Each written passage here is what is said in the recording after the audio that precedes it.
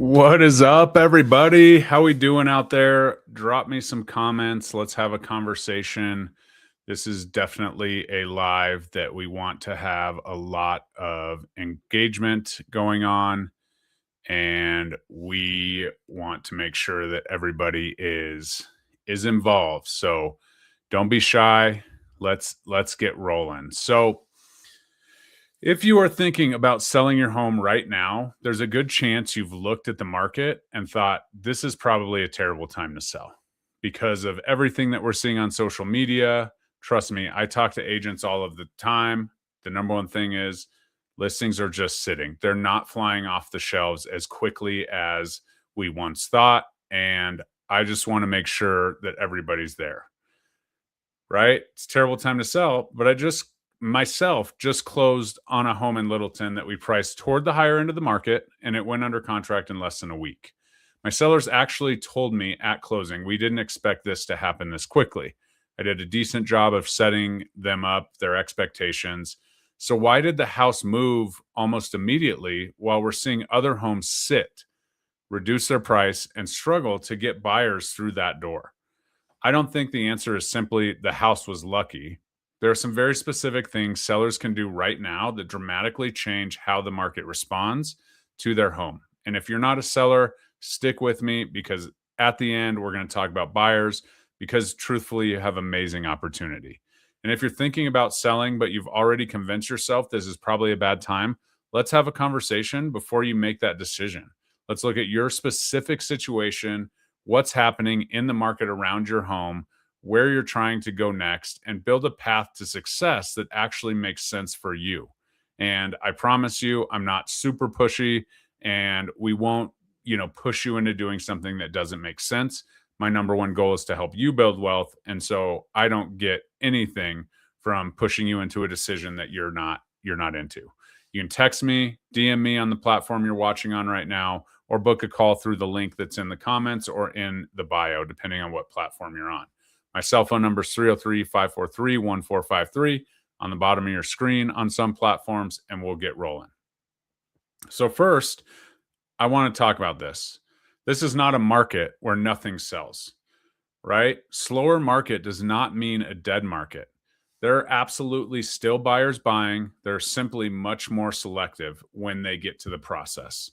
They're very selective on price, the condition, right? And let's talk about condition really quick. It may seem like silly to put new carpet down in a home that, you think somebody might do hardwood or LVP or whatever it is.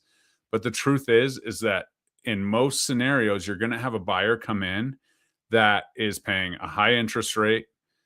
Okay. They're going to have a living expense increase typically if you're coming from renting, and the condition needs to be at a point where they understand, like, okay, we're good to go here, like let's get this rolling, right? But we have to also understand that if they're going to have a $4,000 a month payment, they need to have something that they could probably move into pretty quickly. So depending on your price point, we got to talk about that. But condition is something that people are a little bit hesitant, right? They don't know how much they're going to get for their home. They thought it was worth a lot more because the last time they checked in 2022, it looked really good. The next, they're selective about location, right? What is around you? How are we marketing the property to the lifestyle that suits the buyer that wants to be in that neighborhood for whatever reason? Access to the foothills. It could be schools. It could be access to the jobs and the bigger companies that surround your home. Okay. It doesn't even matter. And buyers come from all shapes and sizes. And that's what we want to make sure we're focusing on. The monthly payment is something we have to talk about. It's pretty uncomfortable. I show the sellers what the monthly payment is based on what they put down, because probably it's going to be someone in a similar life cycle as they were. And so if they put down 3.5% on an FHA loan, I show them what it's going to look like at today's cost and today's, interest rates. And that typically, opens the eyes a ton, right? We want to guard against those future repairs if at all possible. And I'm not saying if your water heater is 6 years old to run out and replace it, but these conversations of the things that are going to come up that right, or maybe One of the reasons you're selling is because the furnace and AC are older and you don't want to take on that expense and so on. So we got to factor in the future repairs and what that looks like. And then we have to factor in the competition. What else can they buy for the same money, right? If we're talking about location and they're zeroed in on a certain area, there's probably 5 to 10 neighborhoods that they can get to their exit point, whether that's their job, their school, their, whatever it is, their favorite hangout, within 7 minutes, right? So we have to understand what that actually looks like in similar price points, similar areas, and understand what our competition is. And you know me, I'm super competitive, so that's absolutely massive. So in July, in the Denver metro area, the median days in the MLS was 22 for homes that closed. That was actually 4 days faster than July of 2025, which is insane when you sit around and you talk to agents and clients. The market for homes that actually closed is actually pretty good. At the same time, pending sales were down 3% year over year. So that's an important contradiction. Fewer buyers committing overall, but the homes they do choose can still move pretty quickly. And so when we're really looking at this, the buyer hasn't disappeared. The buyer has just become more picky. They have more options, and they also are becoming more and more conscious of the market.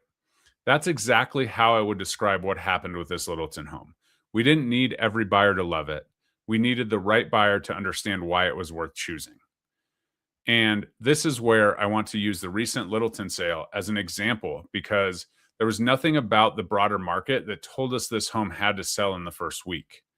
It wasn't, 100% turnkey and so on. It was ready. It was prepared to the best of the seller's ability, and it was marketed to the right people, and the right person came across it who had been looking for 9 months. So at our original meeting, we reviewed comparable sales. We established what I believed was a reasonable market value range, and we talked through it. Talked through the conditions, some things they could do to get ahead of it, HVAC services, other things that could come up. Then we were like, okay, what's this location? Who's it serve? It was, in West Littleton, unincorporated Jefferson County. So it was kind of towards the foothills, had good access to the tech center, and other things as well, right? Then we factored in the competition. There wasn't a ton of competition, but there was still some.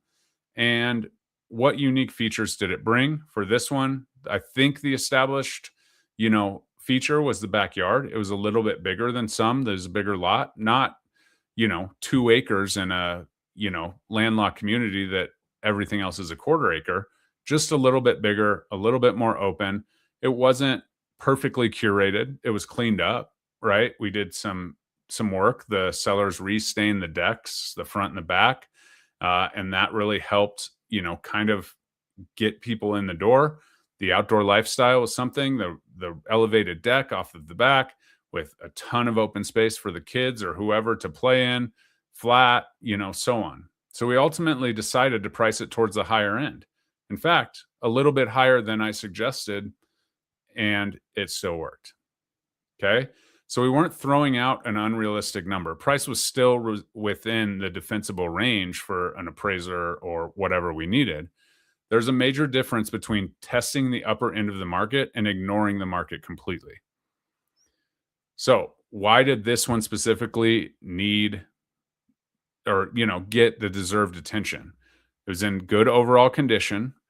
It had some updated HVAC. It was in a desirable location, which was nice. But we also played the marketing to that. It was a larger than typical lot, as I mentioned, and the lot became part of the actual marketing story. We gave the buyers a reason to understand why this house instead of the other homes I'm seeing. And what happened? Under contract in less than a week, faster than sellers expected. Sellers were also purchasing another home, right? So that was something that's important. As you may or may not know, a lot of deals are falling out. So we had to, once we had the buyer, we had to make it work. Because then we went and got under contract pretty quickly, because buyers are doing that right now. Got a great deal over there. And then it became an entire story, an ecosystem that was able to make both sides work together and get the sale across the finish line. And ultimately, the sale and the purchase closed on the same day. And the possession happened a little bit early on one and a little bit early on the next one. So, reason number one, the price could be justified. We pushed price, but the property had reasons to support it: condition, location, lot, and presentation. Being priced high isn't necessarily the problem. Being priced high without a reason is definitely a problem. In July, 30.9% of Denver area active listings had price reductions. That's nearly 1 out of every 3 listings. Nationally, the rate was about 20%. Denver had one of the highest price cut rates among the country's 50 largest metros. And that's not just Denver incorporate, city and county of Denver. That is the Denver metro. I think there's 11 or 12 counties that are included, in our main MLS piece. So that doesn't necessarily mean Denver's values are collapsing. Buyers won't pay fair market value. That's not what the story means. But it could mean sellers started too high, competition changed, condition didn't support the price, and buyers didn't see enough value. And finally, maybe sellers failed to adjust quickly enough to the market, because the longer those days on market tick up, as you know, it gets more and more difficult. So the contrast here is we priced above some comp indications, but we gave buyer justification for the price and we marketed it as such. We wanted to go after the avatar that we felt could enjoy that location and that home the most. That's very different than saying, let's just throw it out here high and see what happens. Okay. Another thing in our market is that seller concessions are a part of it. And yes, we got a full price offer, but there was a considerable amount of concessions there, which actually brought us down to the net to seller about the price that I figured would be the sales price. So the market will tolerate a stretch. The market does not tolerate a disconnect. But price was not the only piece of this. If pricing alone sold houses, every properly priced home would go under contract immediately. And we know that's not happening. So when we really step back, condition matters more when buyers have choices. Buyers aren't just comparing the price. They're comparing what potential deferred maintenance is there. What else is going on? What's the structure look like? Can I, possibly rent the lower level out or whatever that looks like? They're comparing everything. They're mentally adding the future expenses. And so that's another piece that you have to fight through with this, because right now we have, the contract negotiation, and then inspection negotiations are pretty intense. And the truth is, once you have a buyer on the line, especially if you have a contingent house, your next house, your future is on the line as well. We have to work together to get there.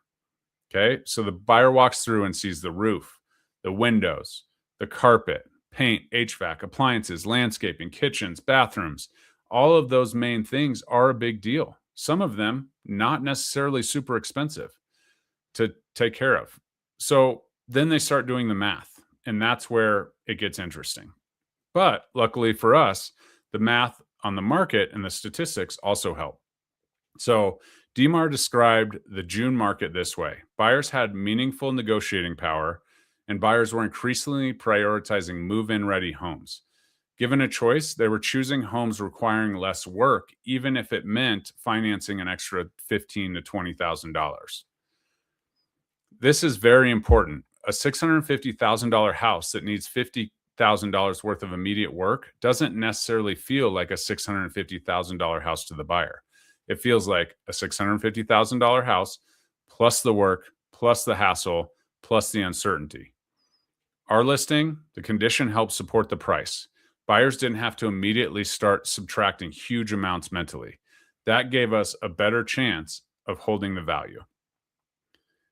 One of the biggest opportunities in the Littleton listing, the lot, as I've said multiple times, larger than what buyers typically saw nearby, we intentionally emphasized it. We didn't bury it in a paragraph on the MLS copy.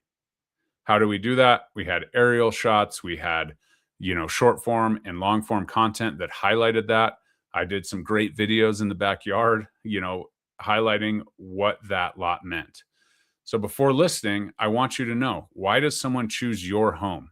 The possible answers: larger lot, a mountain view. I had a sign call yesterday that someone asked for city views. Okay, let's go find it. It's a little bit harder than a mountain view, because if you have a mountain view, every single listing agent is going to put that in the description. So now I have to go figure out how to make it a city view, which sometimes is in there, but it's not as desirable as our beautiful mountains, as you might know. It had a finished lower level or basement. It was a bi-level home. It did have some updated mechanicals. It did have an attached 2-car garage, and it was on a less than busy street. It wasn't necessarily a cul-de-sac, but it was, on a street that had 10 houses on it versus 20, 30, 40. Okay. And it was kind of a cut through and then went the other way. That's why the backyard was a little bit bigger. The location, the walkability, and schools were also things that were in our favor, right? The number one thing was privacy. It had some mature trees, good shade in that amazing backyard, and it didn't feel like you were right on top of your neighbors. So if you cannot identify what differentiates the property, the buyer may struggle to identify it too.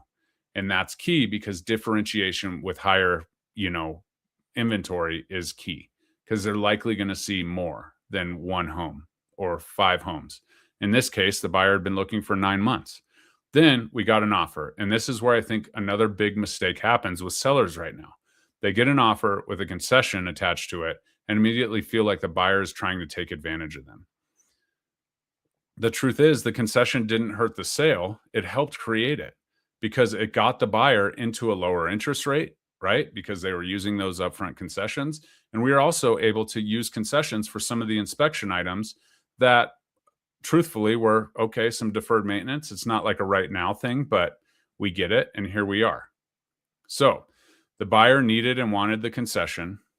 The concession was within reason and right near what I suggested was the top price we go to. Okay. The seller could have emotionally reacted to that number.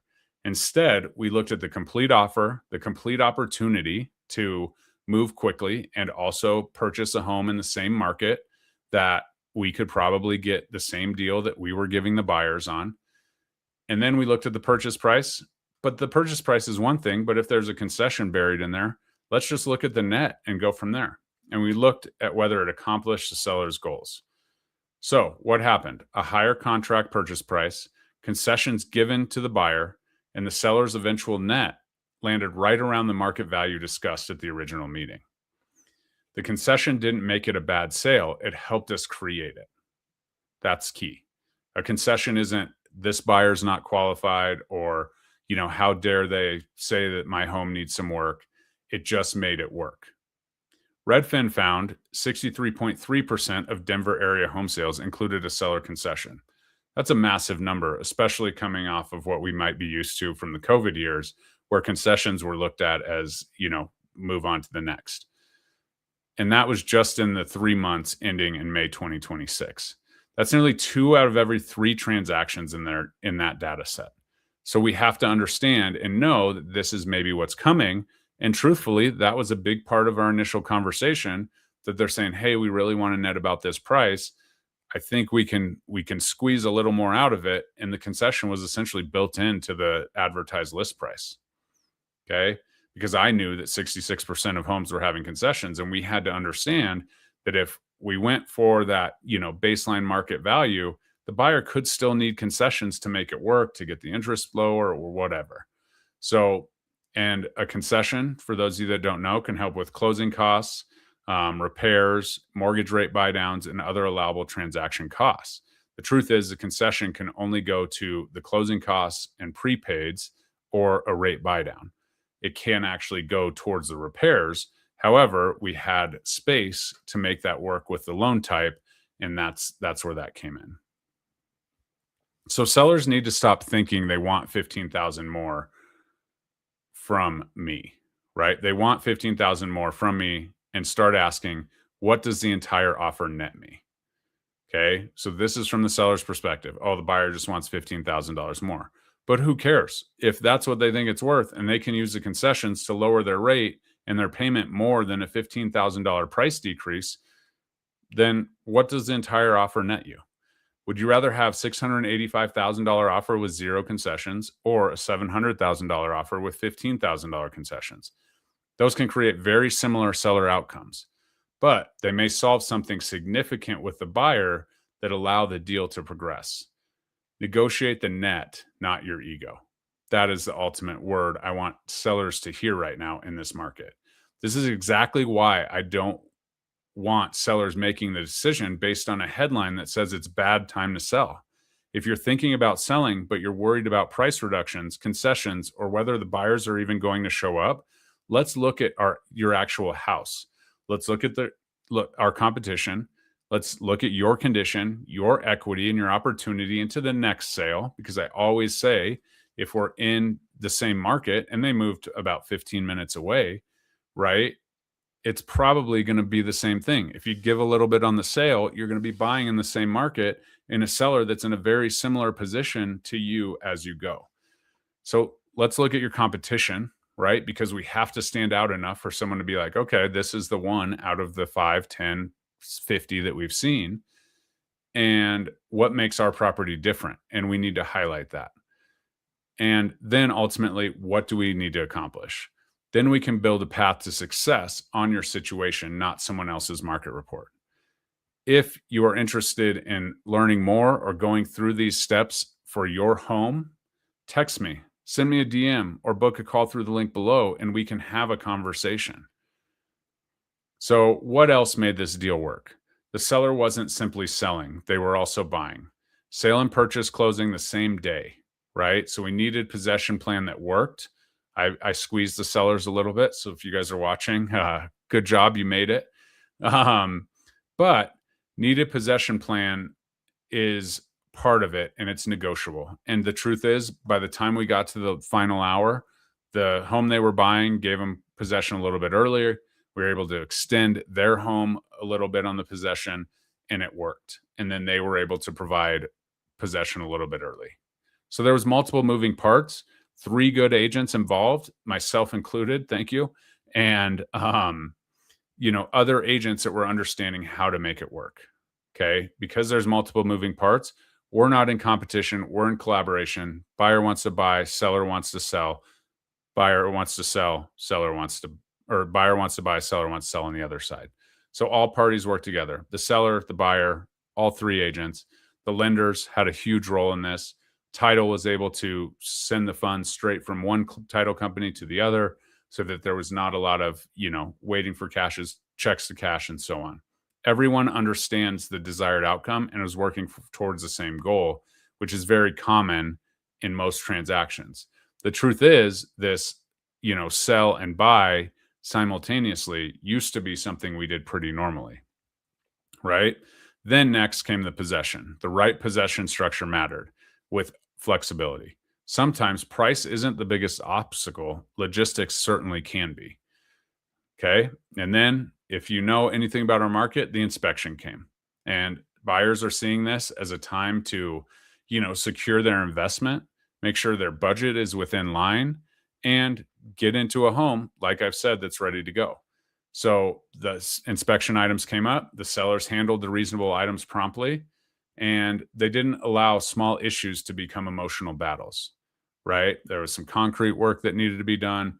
Sure, the concrete looked like that when they walked through the home. However, the numbers worked. Okay, so it kept the buyer comfortable moving forward, which was step 1. They were the first step in there. And then on the sell side, we did the same thing. And the sellers worked. They got everything taken care of in a timely manner, and everyone was happy in the end. So also understand, getting under contract is only the first step in the sale. Okay. Seller's mindset after contract should not be, great, we're done, pack up everything, let's move. We're going to pack everything in a pod, because ultimately we still have the inspection. Insurance can be an issue in some properties, especially here in Colorado, right? We had an appraisal which actually both got waived in this instance because they were both such good deals, right? We had financing conditions, a lot of things that can come up. People have to act quickly. The buyer on the front end, the seller, the buyer, the seller, have to act quickly on that. And then possession was it. And then the final walkthrough. And at the final walkthrough, everything that was agreed to was taken care of. Everything looked good. There was one thing that came up that was still a little bit of a concern. We got our HVAC person out to the listing and he said, yep, this is how it is. Boom. He fixed it and we're off to the races. So during that process, buyers can develop regret. Buyers can see another listing, although they are operating in good faith per our contract.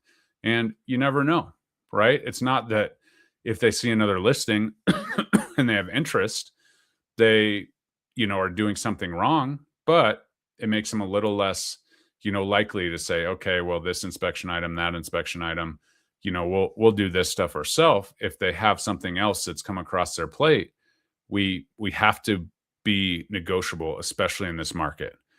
And buyers can start second guessing. It's a massive investment, right? It's probably one of the, most expensive things any of us have ever bought. I know it is for me.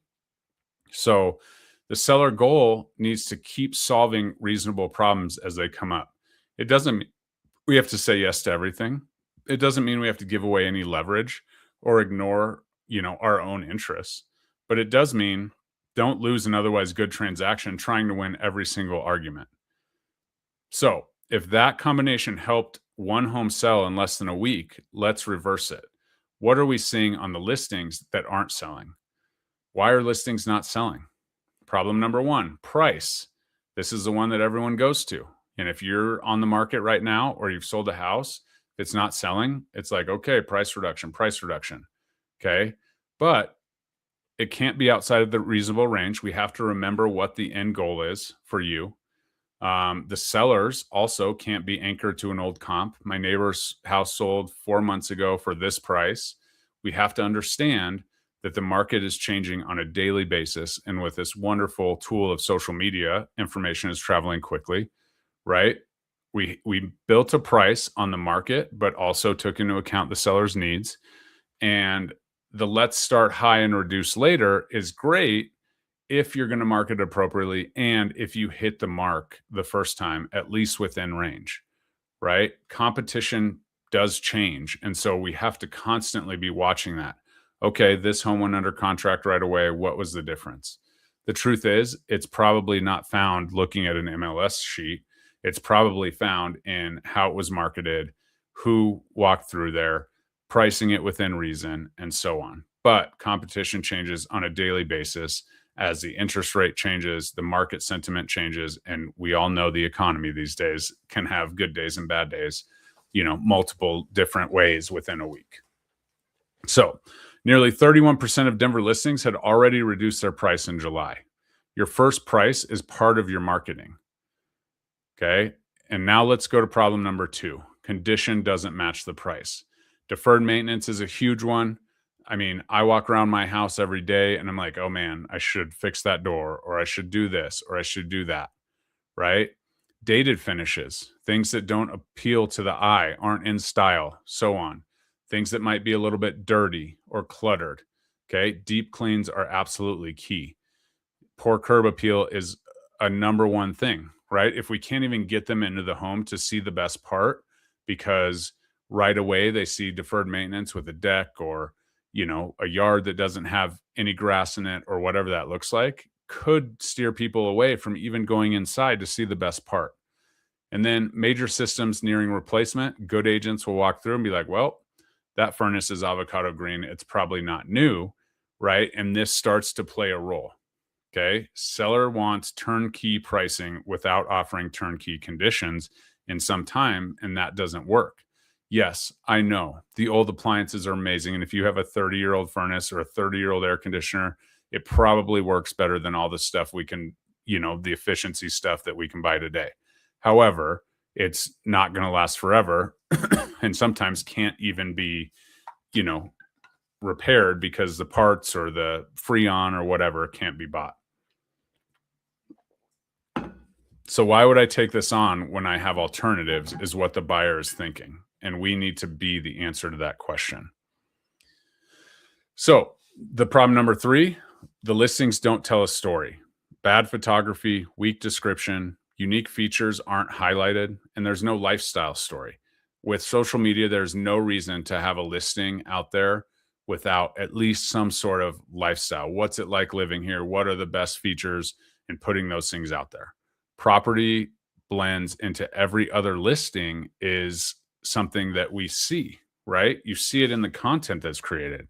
Sometimes you have the same content because it's, trending or whatever, and people can't see it and they just want to watch the cool walk up with the letters flying behind, and it feels like every other property. So it has to be a unique situation. Most of my videos look a little bit different, especially on the marketing side. And so here we are. So when we go back to the Littleton listing, the larger lot wasn't just a statistic, it was a differentiator. Okay. It helped justify why buyers might choose that house. And ultimately, problem number 4 is when the sellers just won't negotiate. Seller says no concessions, as is, no repairs, and doesn't have any flexibility. Let's make the thing work, right? If someone brought an offer outside of maybe a investor offer that's just, throwing offers around, and it is what it is. But most offers, you need some flexibility. We need to make it work for both parties. And if they've submitted an offer on a house in this market, let's see what we can do to make it work. I've had conversations with a ton of agents that have, one of my friends took a contingency on a sale of a business, right? Because it was the best offer in the terms, and she did her research, and here we are. Okay. So, and it's under contract with that client. No possession adjustment. Like sometimes that just doesn't work. Sometimes people can be like, okay, I'm going to give possession at the same time I'm going to get possession. Like that could pose a problem. Or it could mean, driving to the closing table in your moving truck. Okay. It's a possibility. We didn't have to do that here, but it's the possession adjustment needs to work. At the very least, if you're leaving town, go stay, at the nicest hotel that you love to stay at, right here in town, or maybe you never did because you had a house, and enjoy, the last nights in the city. But you have to be a little bit flexible. Okay. And then if you won't move off a price, the truth is the listing price is a conversation starter. It's not a price tag. And no matter what I do, the data says, an appraiser says, the home is worth what the buyer is willing to pay for it and what the seller is willing to sell it for.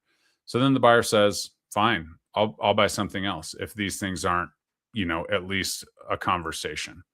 So you don't have to accept every request, but buyers have alternatives, and we have to be aware of that. Good negotiations require understanding. They need, fair sides and so on. What does each side actually need? And a lot of real estate agents talk about, oh, I'm the best negotiator. I'm a killer. I'm a shark. I'm this.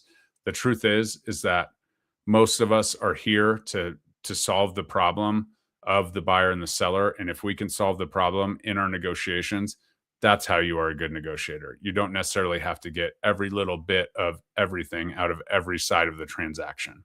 And the truth is, if you're trying to do that and you're doing one thing, talking out one side of your mouth on the listing side, and then you're going to try and be a shark on the buy side, it's probably not going to work on one or the other.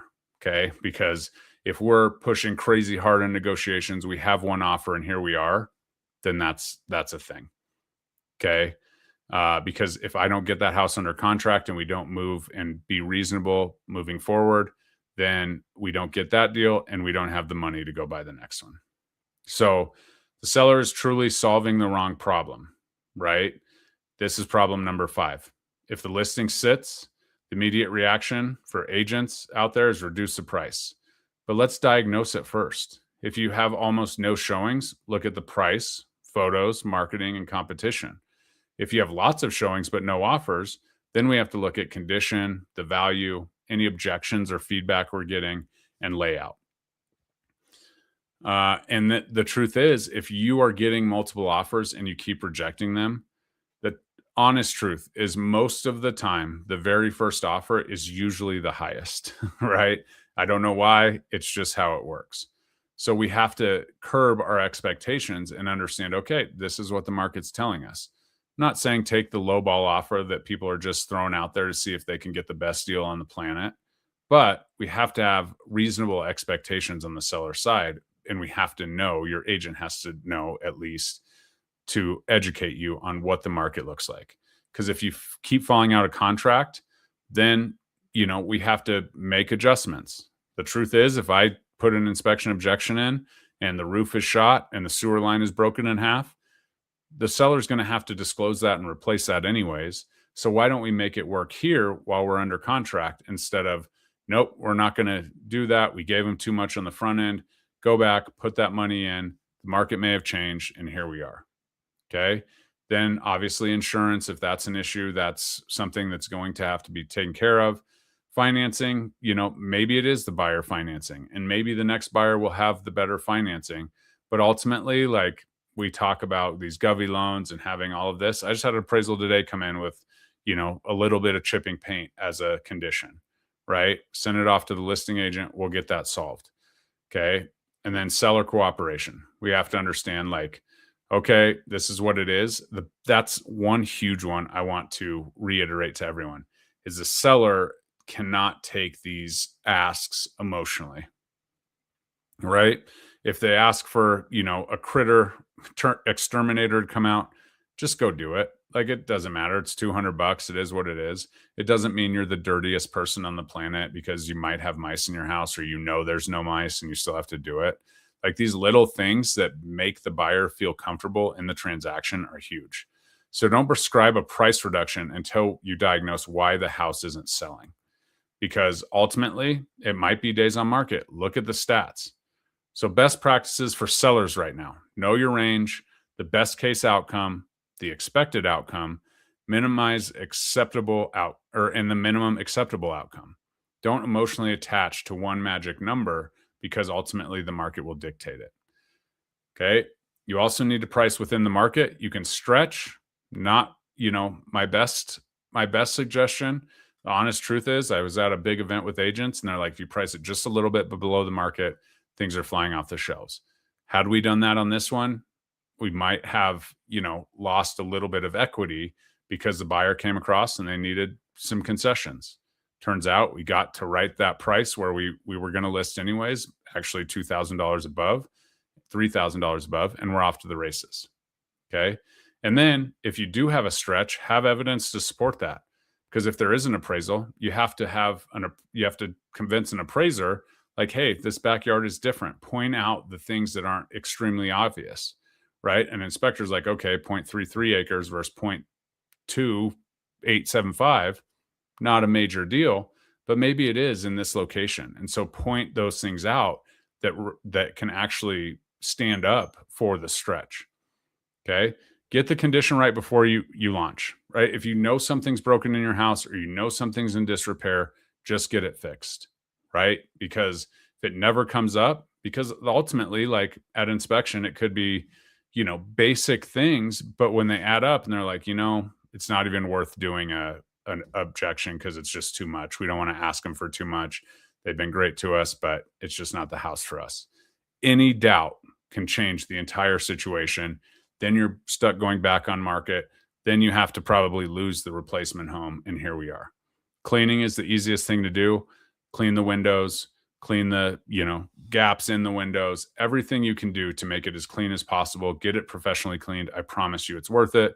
Refrigerators, cabinets, all of this. Buyers are looking in these things when they're in the homes just to see what it's like. Okay. Decluttering is huge. My clients in this home did an absolutely amazing job. They even left a picture of themselves up, which was just fine. It fit the flow. But ultimately, anything else that's extra that you're not going to use, closets, right? For closets, I always am like, well, if you're not going to wear it in the next 6 months, like put it away, right? Which can be a little difficult in Colorado sometimes because our weather changes and we do have hot days in the summer and so on. But you don't need your whole wardrobe in the event the weather changes and we're still, trying to get the place sold. Curb appeals, absolutely key to get them in the door. And then staging, right? Was staging appropriate? No. They just did such a great job with their furniture. They took a lot of pieces out. And here we are. The home looked staged. It looked, it gave the buyer reasonable concept of how they could organize their living room and their bedroom and so on. And then professional photography is an absolute must. A lot of people actually are like, well, does my house look way better than it does in the pictures? The truth is, No. Like it's, as agents, we're used to it. We can pick up on some of the things that are, maybe not, but the wide angle lenses and the professional photography and the right lighting make a huge difference because everyone is finding it on the internet. So then know your differentiators. Why should the buyer choose this one? And then hammer on those, right? Decide acceptable net beforehand. Don't panic when concessions appear because we've built that all into the strategy. We know the net and everything else. And then finally, have a possession plan, especially if you're buying again, right? Prepare for the inspection, right? If you're getting your home ready, the mechanicals in order, doing the little things, you've already done this. But once you're under contract, make sure that the gutters are cleaned out. Make sure the gutter extensions are there. All of these little things that add up are absolutely key because regardless of, anything, the inspector is going to find certain things. But if the list of red letters is only a page long versus 7 pages long, then it's a little bit less, overwhelming. Okay. So the likely issues, handle them up front if you can, and we'll go from there. Deal with major concerns proactively where it makes sense, and we can have a conversation with that, and it's key to the game. Okay. And then watch your competition every week, new listings, pendings, price reductions, new closed sales, because, when a house goes on the market and, the agent sees it and it's below, they're like, oh, let's go 5,000 below that. Right? Because everyone else is watching that. Any new closed sales are also very important, especially when it comes to the appraisal. And then we have to respond to the market feedback. That is information that can help. It is not a personal insult. Okay. So think about the entire move, sales proceeds, replacement purchase, payment, equity, timing, possession, and life goals. And we can kind of start to put this together. But if we're just focused on the sell, we're not looking at the goals. Number one question I ask all sellers, where are you going? Because I want to make sure that what they think they can do is actually a reality. So we're going to go look at some houses. We're going to see what it looks like and go from there. Now I want to flip this around for buyers watching because you've stuck with me this long, right? And everything I've just told the sellers also tells you where some of the best opportunities may be hiding. Okay. Where is the buyer opportunity? Look at homes that have been sitting a little bit longer. Obviously, there may be more negotiating room there. The sellers are getting anxious. Look at homes that had price reductions, but before you do that, if there's a house just above your price level, but it's been on the market for 30 days without a price reduction, that might be an opportunity for you to slide in before they drop the price and the market comes to it. Okay. Look for poor marketing, right? Like, don't just say, okay, this house is perfect, except for, there wasn't enough pictures, so I don't know. Let's go see it, right? Bad photography is key, right? Less people are going to go look at the house if there's not professional photography. So that could be an opportunity for you. Any cosmetic problems, especially if you're handy, let's take those on. Let's get a deal. Let's get a concession to pay for it, right? Any houses that have fallen out of contract because the anxiety and the stress level is high because those sellers made a plan and whatever. So let's go look at it, falling out of contract, see what happens. Maybe there's even an inspection report that you can review to get a bigger picture of what's going on. Okay. Sellers who have already moved is also a very big opportunity for you because likely they're paying 2 mortgages or, their living expenses are higher if they're carrying 2 houses. Okay. And then sellers with timing problems. Okay. They put it on the market, Monday of Thanksgiving week or whatever. Fixable objections, right? Once you have a conversation or your agent has a conversation with the other side, they can easily be like, okay, cool. Boom, they terminated because the sewer line, they just didn't want to do it. They found something else. Great. The sewer line's been fixed. Okay, cool. Sometimes that's not always, right in front of you on the listing. So when they come back on the market, you do have a little bit of an upper hand. Okay. Fixable problems, paint, carpet, landscaping, cosmetic updates, marketing, and pricing are all things to do. The harder ones are permanent problems, right? The location doesn't work for you. Major structural concerns. The floor plan just isn't a fit. Traffic, right? Lot constraints. These are all things that just can't be fixed. So even if they've been on the market, look them up. Oh, they back to an interstate. Probably the reason. I don't want to live on an interstate. Great. Okay. So buyers need to ask the right questions. Instead of immediately saying, what's wrong with this house? Ask, why hasn't it sold? Have they received any offers? How long has it been on the market? How many price reductions? You know, maybe figure out what the buyer feedback was. Has the seller already purchased? Like, what's their expected timeline? What does the seller care about besides pricing? If your agent is not talking to the listing agent when you're going to buy, that is a problem. Please ask them to do that. And could terms solve something, right? Could we make something work? Okay, you were on the market, you came off the market, and then you're back on the market. Like, is time now a thing? Because we can get loans done in 14 days because we got used to that in COVID. So those terms are sometimes important. And the thing that's like, okay, cool, we'll take 5,000 less. Let's go. Okay. So there's a lot of irony here. For sellers, great condition, good marketing, defensible pricing, and flexibility can create a fast sale. For a buyer, homes missing one or more of these things can create a lot of price opportunity, concession opportunity, leverage at the inspection, and better terms for you. Great listings can still sell fast. Imperfect listings can create great buying opportunities.